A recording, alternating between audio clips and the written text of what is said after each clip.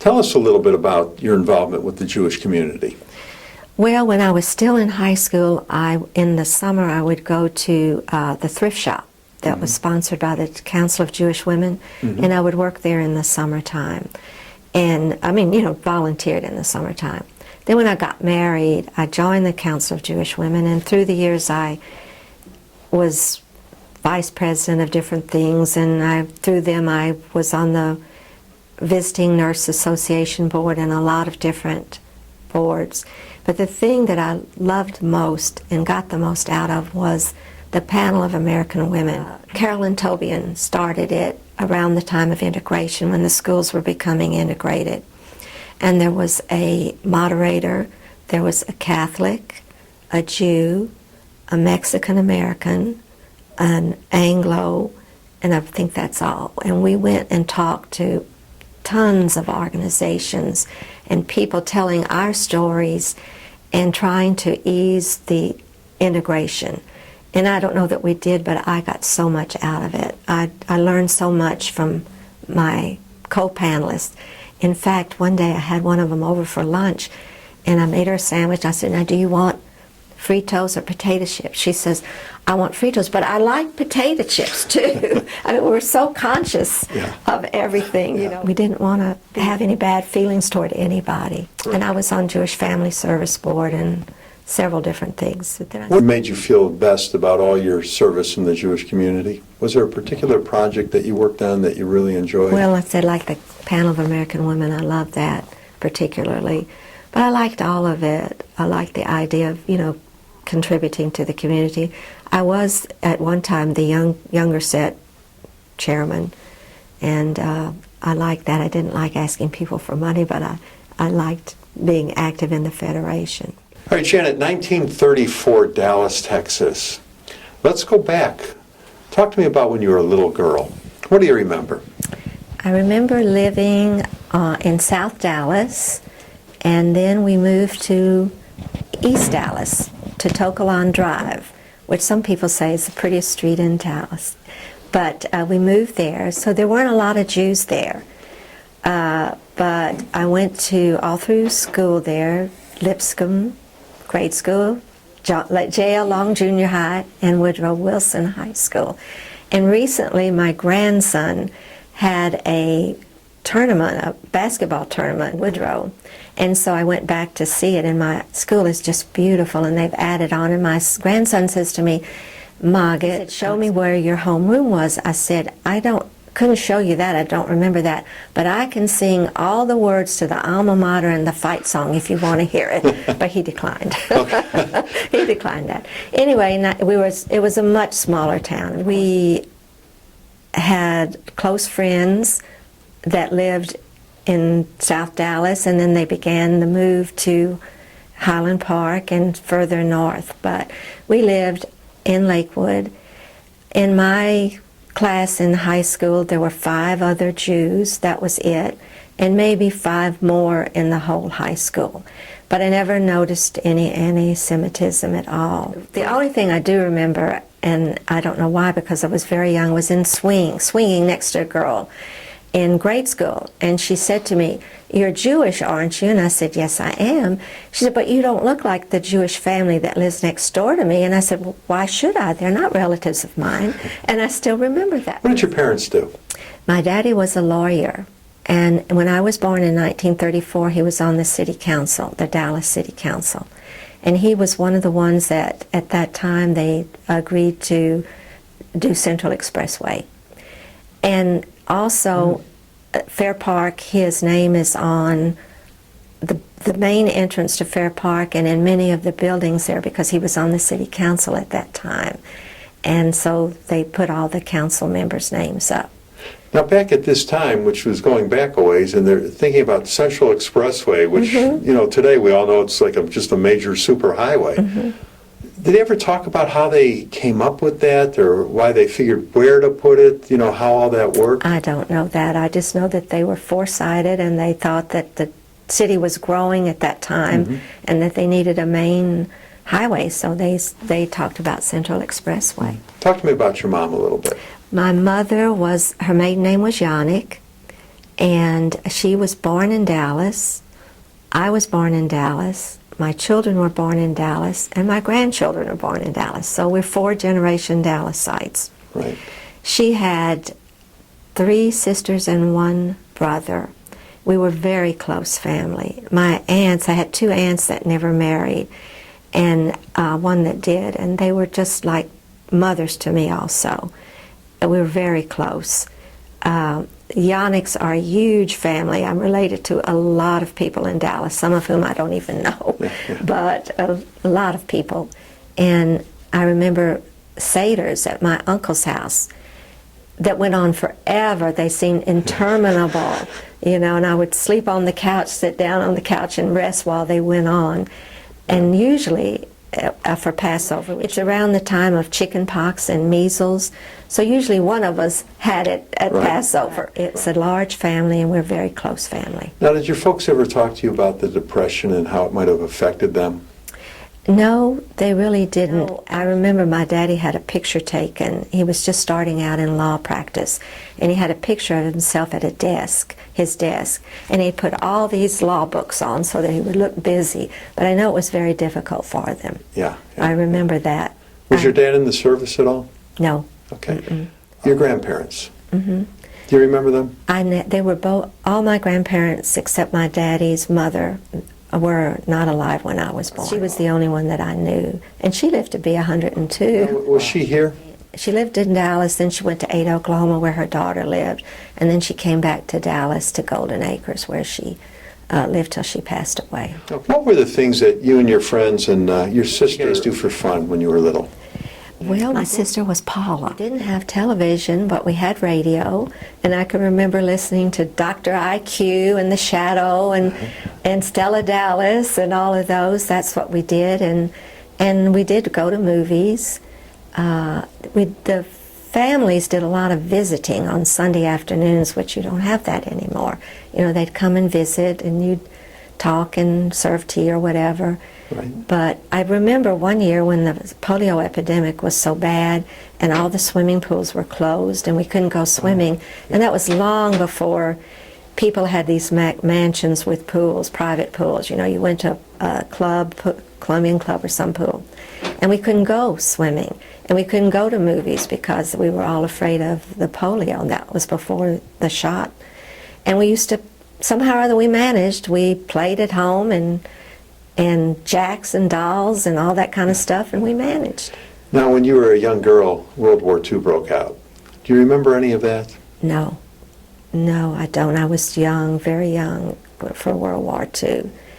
I remember when President Roosevelt died. I remember hearing that. It was on the radio. You remember how that affected you at all? It affected me for some reason or other. I think I was 8 or 9 years old. I wasn't very old, but I had written him a letter.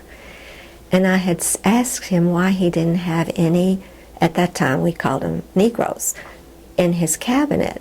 And I don't know why. I was 9 years old. I was worried about that already. But he didn't answer me. But I always had this real admiration for Roosevelt until in his later life I heard other things about him not being, kind of being anti-Semitic. I don't know if that's true or not, but I did admire him. So at a small age, you were worried about everybody being equal. I guess I was. Yeah. Well, good for you. I've done that all my life. Talk to me about high school life. What was that like for you? It was great. It was a wonderful time. I loved high school. I had 2 sets of friends. I had my non-Jewish friends in high school and my Jewish friends outside of high school. So during the week, I was involved in school activities. I was in the senior play. I was editor of the newspaper. I was on the annual staff. I did all that stuff. But on the weekends, I was with my Jewish friends. And we would take the bus or the trolley downtown and go to the movie at the Palace Theater or the Majestic and go to Neiman's and look around, and we had a wonderful time. Yeah. When you're mentioning some of these historical places here in Dallas, the Majestic Theater, of course, Neiman Marcus, how has Dallas changed in your mind over the years? Oh my gosh, it's gotten so much bigger, of course.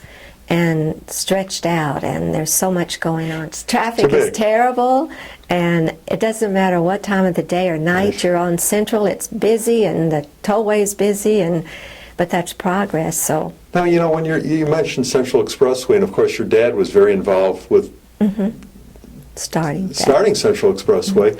When you're on that highway and you're sitting there in gridlock, you ever think about your dad at that moment? No, I don't. No. After high school now, on to college or? Yes, after high school, my daddy was a graduate of Texas University, and he told me when I graduated that I could go to any school I wanted to as long as I went to the University of Texas. So I went to the University of Texas for 2 years, my first 2 years. Okay. I pledged AE Phi. My sister had been an AE Phi. She was at 4 years, like I said, older than I was. But after the end of our sophomore year, I don't know if you've ever heard of the sophomore shelf or not. We felt like we were on the sophomore shelf. And what exactly is that? That is, the boys now are starting more interested in the freshmen than they are in what we would have been a junior. So, Gotcha. So we decided, Pauline Revere, which was Pauline Pierce, and Shirley Schomburn, who was my roommate at Texas, we decided to transfer to Northwestern. All right, these are friends of yours. Those were my friends, Okay. yeah. And we transferred to Northwestern in Evanston. Okay, a suburb of Chicago. Yes. And how did you pick that school I out of don't the know. blue? We just heard about it, and we decided we'd like some cold weather for a change, and we all transferred up there. Okay. But the summer before we transferred, I met my husband. And Pauline Revere, Pauline Pierce and I, are 2 days apart. Her mother met my mother. She was the first woman she met here in Dallas. So they were in the hospital together. So we kind of grew up together, and when we were about 11, we got to be very good friends. When we were 17, she was dating David Sikora, and he was from San Antonio, and my husband, Sonny, is from San Antonio. So they fixed us up on a date. But we thought it would be fun since it was a blind date, and Sonny didn't know me. When he called me to make the date, I asked him how tall he was. And he said, "Oh, I'm about 5'5" or 6." I said, "Oh, that's too bad because I'm 5'7" in my flats, and I always wear high heels." And I don't know what made me do that because I'm not a practical joker. But anyway, so we decided that Pauline would be me and I would be Pauline. And we let David in on the secret. So they picked us up at Pauline's house. And Aunt Regina and Uncle Lee, that's her parents, they're not really my relatives, but we called them that. They were sitting in the living room when Sonny came in. And I went to the door. David greeted me as if I were his date. And we went and sat down in the living room. And then in stalks Pauline in her high heel shoes. And Sonny rose up, and his eyes hit her right about in her bosom. Yeah. And it was hysterical. It was all we could do to keep from laughing. So when we went to get in the car, David was driving, and I said, I have to sit in the back seat because I get car sick. So, of course, Sonny had to sit in the back seat with me. And then we told him that who I was. I think he was very disappointed. I think he was very interested in Pauline. Anyway, we started dating, and when I went away to Northwestern, he said to me, "Do you realize this could be serious?" And I really hadn't, but I was 18 years old. But in those days, we married young. I went away for a quarter, and I came home and got married. Yeah. So I didn't finish. Okay, you didn't finish. And then where did you guys settle down? Dallas. He owned a duplex on Fitzhugh, and we settled there. Okay.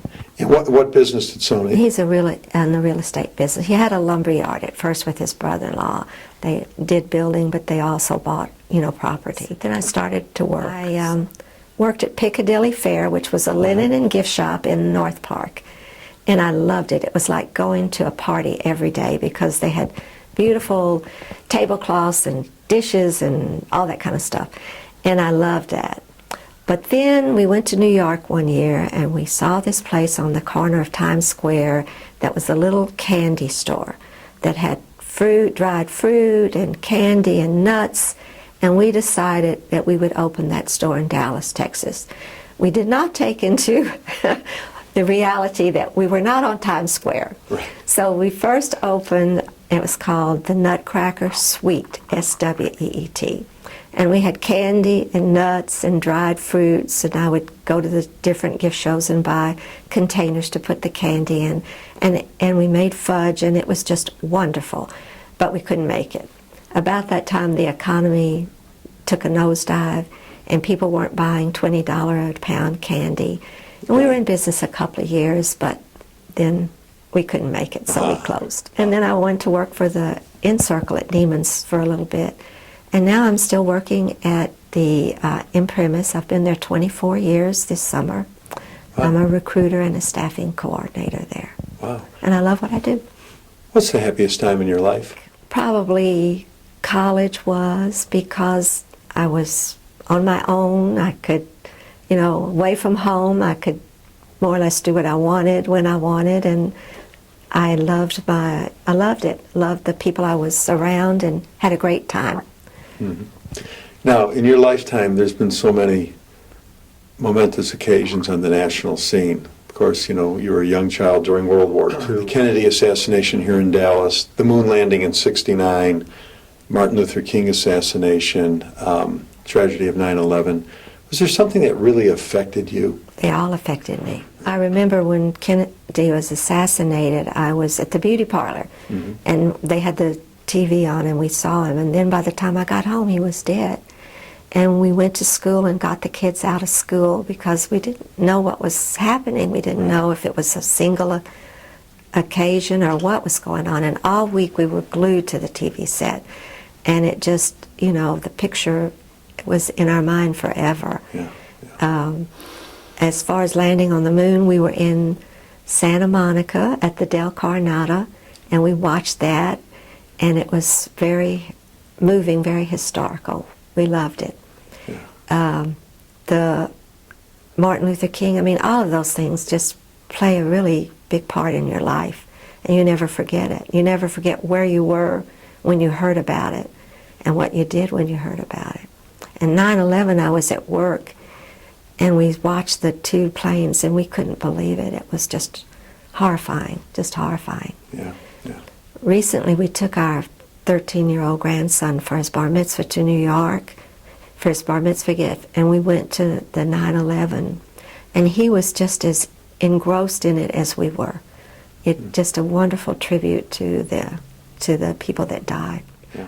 Now, your husband, Abe, but everybody calls him Sonny. Uh-huh. You have 3 kids together. Right. 7 grandkids. Right. No great-grandkids yet. No. But soon. I hope so. Hang in there. They got to get married first. Okay. My oldest child is Michael Hershman, and he's married to Terry Hershman, and he has 3 children, Margot, Jake, and Eric. Okay. My second middle child is Susan Zetley, married to Steve Zetley. She has Corey and Jennifer. And my baby is Laurie Judson, married to David, and she has Julie and Scotty. Our first child was Julie Judson. And we waited a long time for her. Everybody else was, my friends, their grandchildren were graduating high school and college, and I just had my first grandchild. So when she first began to talk, for some reason or other, she knew we were grandma and grandpa, but she reversed it, so it was Paga and Maga. And then she went through a time where she put a T on the end of everything, so it became Maggit and Paget, and that's what they all call us. That's my family. What advice does Grandma want to leave to the next generation? To me, it's very important to have friends, and I have some very good friends. I have one friend that I started first grade with, and then I have friends that I've been all through school with, and 40, 50 years, 60 years probably we've been friends. And I think it's very important to have friends. I think they're as close as relatives, really. Some like sisters, and things you can talk to, and they're always there. No matter what goes wrong or what's good, they're always there. And I think it's important, and I hope my children have those kind of friendships that they can enjoy and rely on. The thing I wanted most in my life was for my children to be close. Because you can have lots of friends, but there's only one family. And I want them to be good parents, to be good contributors to the community, and to remember me. Yeah. And maybe remember some of the things that I did and maybe that they would want to carry on. Well, you did a great job today. Thanks for doing this. Thank you for having me.